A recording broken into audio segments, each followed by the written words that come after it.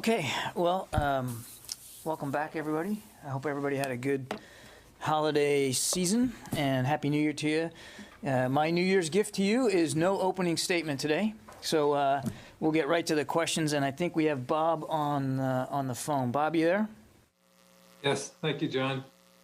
I have a couple questions, COVID-related questions. Do you have any update on Secretary Austin's condition? Is he able to work a full schedule from home? Have there been any other senior officials who've tested positive since he did? And lastly, do you have any comment on the preliminary injunction that was granted by the judge in Texas in the Navy Special Operators case? Okay, Bob. On the Secretary, he obviously remains home in quarantine. He is still exhibiting symptoms. They are still mild, and he continues to work from home. In fact, he has attended 2 meetings virtually today, and I think there will be another one this afternoon that he'll be participating in as well with senior staff.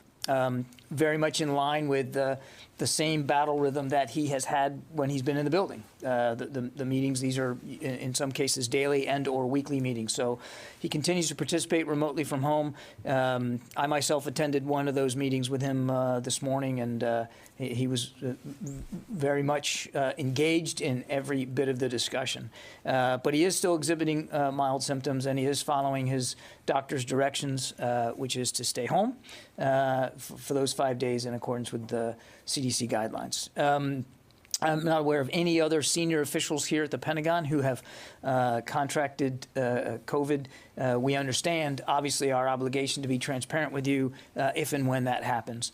And then lastly, on the injunction, there's not a lot I can say about it, an issue which is under litigation, Bob, but as I said last night, we are aware, of course, of the injunction, and we're reviewing it and in discussions with the Department of Justice as to what options might be available to us going forward.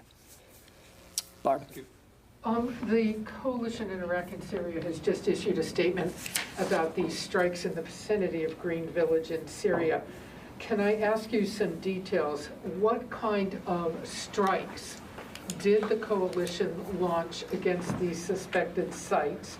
Was it U.S. strikes? Were U.S. forces at risk? And who do you believe the adversaries were? Were they regime forces? Were they Iranian-backed militia? Were they ISIS? Can you tell us any more about this? The statement is not very I don't have a lot of satisfying detail for you, Barb, and I would certainly point you to Central Command to provide more information. My understanding is that these strikes were not airstrikes, if that's what you're asking. Your second question about were troops at risk, I assume what you mean is, were they put at risk in the conduct of the strikes? No. But they clearly are at risk in the region. I mean, one of the reasons why these sites were hit was we had reason to believe that they were going to be used as launch sites for attacks on Green Village. So clearly our men and women remain in harm's way, and we have to take that threat very seriously. We always have the right of self-defense. I'm sorry, and you had a third. And then I do have a different quick question. Who do you believe the adversary was? I'm not at a position now to get into specific attribution. That said, we continue to see threats against our forces in Iraq and Syria by militia groups that are backed by Iran. But again, I don't have specific attribution on who was responsible for these specific sites. Again, this all just recently happened. I'm sure more context will be available as we learn more. And I absolutely refer you to Central Command for any additional detail that I don't have today. Different subject very quickly. We have all watched the images of this incredible traffic jam, if that's what it is, on I-95. Not that far from the Pentagon, where many military people commute up and down, stranded overnight, some getting out, but many still stranded. I think a lot of people might be curious whether the Pentagon, the Defense Department, has offered any help, has been asked for help. You have a Marine Corps base right there. Sure. People are wondering why the military can't lend a hand. Well, first of all, as so many of us here at the Pentagon are commuters and commute along that stretch of I-95, we're all watching it with the same interest that everybody else is too, and our thoughts and concerns go out to all those who remain stuck on the highway with these weather conditions. I know of no. Well, let me put it this way. There's been no request made of the Pentagon, of the active duty military, to respond in any way to this jam on I-95. And I know of no overt efforts here at the Pentagon to make an overt offer or to get involved in any way. I think the governor of Virginia addressed this morning when he was specifically asked about whether he was going to call the National Guard out. He said he did not see a need to do that at this time. What I am aware of is that the Virginia National Guard, their leadership, has been in touch with state and local authorities, emergency authorities, to have that conversation. But as far as I know, there's been no demand signal by the state of Virginia for any military assistance whatsoever. Yep, here. I think we are starting a new chapter in Iraq, and there is a new mission for the US soldiers in there. How concerned are you that those soldiers are under attack from militias that are pro-Iranians? We have consistently been concerned about the threats to our forces in Iraq by militias backed by Iran. That is not a new concern. And I think we've seen in just the last few days that there have been acts perpetrated by some of these groups that validate the consistent concern that we've had over the safety and security of our people. But you're right, the mission has now formally changed to one of advise and assist, as we promised and as we worked out with our Iraqi hosts, and we still believe it's a valid mission, and we look forward to continuing to conduct it. But to my question, to my answer to Barb, I do want to just foot stomp one notion, and that is that our commanders have the inherent right of self-defense. And we don't stay at this mission, this new mission, with any illusions that our people are under any less threat by these militia groups. We're going to stay focused on that threat as we stay focused on the mission at hand and make sure that we're doing everything we can to protect our people. Janie. Thank you. I think you know already this. President Biden signed the Defense Authorization Act on the 27th last month, which includes maintaining the current status of USFK. How might this affect the U.S. defense budget for year 2022? No, I'm sorry, can you repeat that? How might this affect the U.S. defense budget for year 2023? You mean the 23, the one that we're putting together? I'm steadfastly not going to speculate about budget discussions for the next fiscal year. Those budget discussions are just beginning, as you would expect this time of year, and when we can talk about it with more specificity, we will. The only thing I'd add is that we're certainly grateful for the Authorization Act and the funds that go with it, so that we can continue our critical missions here in this fiscal year, and some of that obviously includes our commitments to the ROK and our alliance on the Korean Peninsula. Other questions. You may see in this report, General Abrams, former commander of the U.S. and ROK Combined Forces in Korea, said at the interview last week that the new strategic plan agreed between U.S. and South Korea should include countermeasure against China, as well as North Korean threat. And regarding the General Abrams' mentions about China, South Korean Defense Ministry spokesperson immediately responded with displeasure to this. Why is the South Korean defense minister reaction on that? Do you have any idea why they reaction, not Chinese? Why they reacted? Reacted about the, General Abrams mentioned about China. No, I would not venture to speculate or speak for the South Korean Ministry of Defense and their reactions. And I'd refer you simply to General Abrams for his comments and to our South Korean allies for theirs. What I can tell you from our perspective is that we'd ask you to take a look at the language on operational planning in the 53rd U.S. ROC Joint Communique, as well as the Secretary's comments back in early December when we did a joint press conference in Seoul, where we, both sides pledged to continue to develop the alliance, which we continue to believe is the linchpin of peace and stability on the peninsula and in the region, in a mutually reinforcing and future-oriented manner. And we regularly conduct combined planning with our ROK ally on a range of security issues. And of course, as you know, as a general matter, we don't discuss the specifics of details with respect to operational planning or sensitive security matters. Thank you. You're welcome. Let me go back to the phone. We got a lot of people on the phone today because we're all being conscious of proper COVID protocols here. So I don't want to forget all the people that dialed in. Sylvie from AFP. Hello, John. Happy New Year. The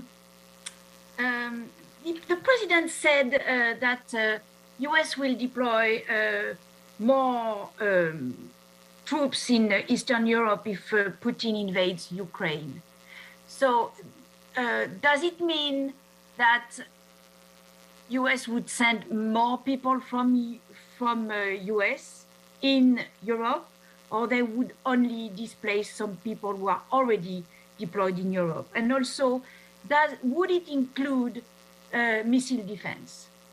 So the answer to both your questions, Sylvia, is it depends.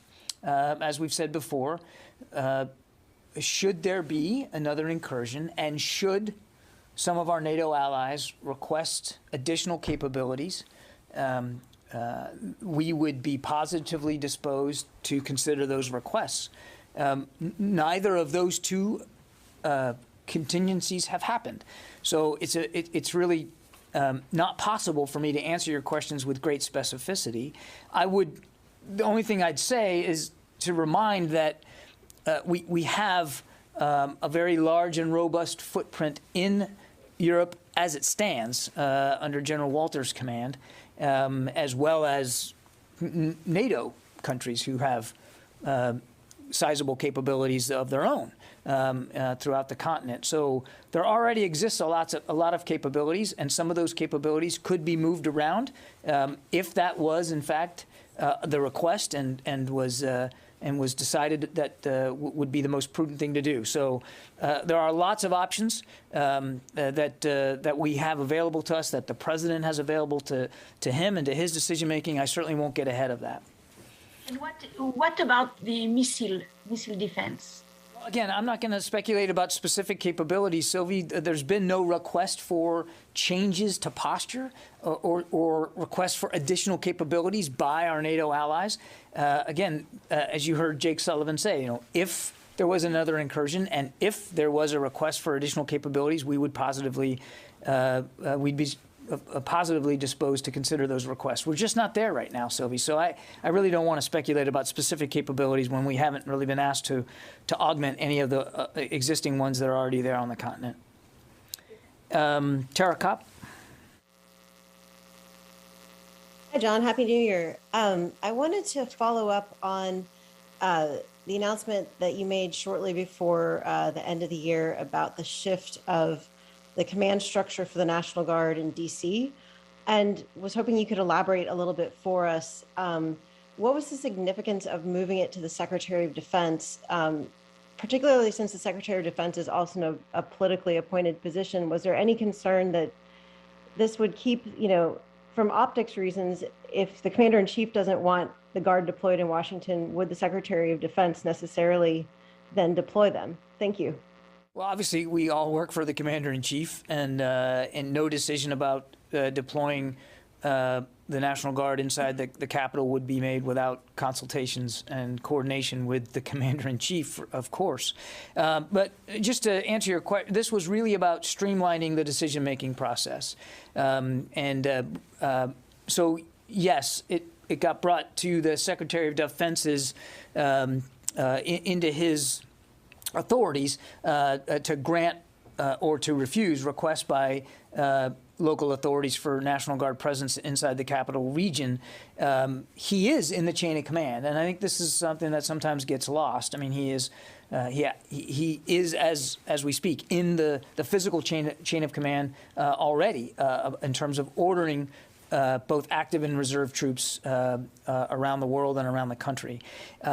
So that there's a certain logic there. Number two, and I think some of this got missed a little bit, is that we have designated in this new arrangement his executive secretary as the single point of contact now for those kinds of requests. And that wasn't the case before. So now, again, we're trying to streamline the way requests are made of the department to make the decision-making more efficient and hopefully more effective. So there was also a bit of administration movement in here to try to get the requests funneled in a more direct manner to the secretaries for his decision-making process. Any thought to shifting that over to the chairman of the Joint Chiefs, that authority? No, Tara, I think you know, the chairman of the Joint Chiefs is not in the chain of command and has not been and is not, as it's laid out in law, his position is not to be in the chain of command to order forces. That is not part of the chairman's mandate. And again, that's laid down in law. The chairman of the Joint Chiefs is the principal military advisor to both the secretary and to the president of the United States, and that's his responsibility. Now, obviously, just as in any set of orders that Secretary Austin issues to troops and units around the world, he consults with Chairman Milley and absolutely makes sure that the chairman has a vote, has a voice, has a chance to affect the decision-making process, and that will always be the case, whether we're talking about the National Guard inside the Capital Region or a Navy aircraft carrier strike group anywhere around the world. The chairman's advice and counsel is very important to that process and will remain so. Moshe. Thanks. Just ahead of January 6th, I was wondering, have there been any requests for the National Guard to be at the Capitol? No. Carla Babb.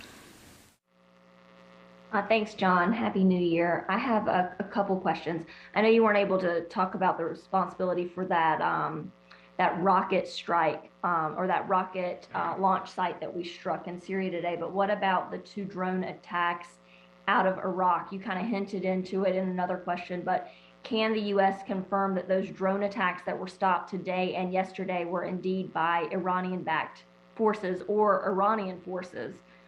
There have been some in Iran that have been tying the anniversary of the Soleimani killing to revenge on the United States. What more can you give us on those 2 attacks? Yeah, I'm afraid I don't have more detail in terms of attribution for those. As you rightly pointed out, Carla, they're pretty recent, just occurred. So I'm not in a position to provide specific attribution of a group or an organization. But, and I've said, as I said to Barb, I mean, these kinds of attacks are very much in keeping with the kinds of attacks we've seen from Iran-backed militias in Iraq and in Syria. And so obviously our working level assumption is that that such groups were responsible for these. But I don't want to speculate beyond that. It's in keeping with the kinds of tactics, techniques, and procedures we've seen from these groups in the past. Eleanor Watson from CBS. Hey, John, can you still hear me? Yep. Oh, sorry. I have one more follow on the New York Times report about airstrikes conducted by the U.S. military. They had some accusations, and they were saying that the civilian casualty cell that was responsible for following up on civilian casualties wasn't always prepared for the job and didn't always find things that the New York Times reporters found really easily. So my question on this is and you may have to take this, but my question is, what changes has the U.S. military made in order to better seek out civilian casualty reports and assess those allegations? Yeah, I think the Central Command spokesman was quoted in that story, and I think he provided some context about the process itself. So I'd refer you to Captain Urban to address this more specifically in terms of what they're doing right now. I think you saw in his response that he made clear that they choose assessment team members from a broad range of skill sets, and they try to do the best they can to make sure that the skills that are most needed are represented in those assessment teams. That said, and you heard the Secretary talk about this not long ago, we are absolutely interested in constantly improving our processes and our procedures. And without getting ahead of the Secretary, I know he's taking all this news coverage seriously, as well as his own curiosity in terms of how we are looking at the issue of civilian harm and how we are assessing ourselves, how we are trying to improve our capabilities in that regard. And he's working his way through recommendations that he has received from both the Central Command Commander as well as Special Operations Command Commander. And if and when we've got some new policies and procedures to speak to, we'll certainly do that. But civilian harm is something that we do take seriously, and as the Secretary said himself, we do recognize that we've got to do better. And so we're going to continue to stay focused on this, and as we make improvements, as we make changes, we'll certainly be transparent about that. Eleanor Watson, CBS. My question was answered. Thank you. Thank you. Let's see. Mike from Washington Times.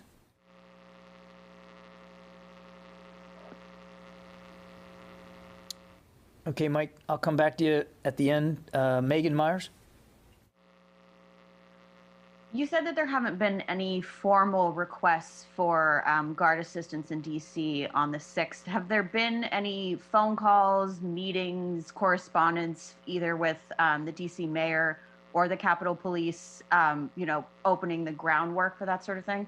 I wasn't trying to be cute there, Megan. I'm not aware of any formal or informal efforts to look at a Guard presence in the Capital Region on the 6th. That said, I would refer you to the National Guard Bureau here to see if I missed something or if they've had some kind of informal, low-level conversation. I'm not aware of any, and I wasn't.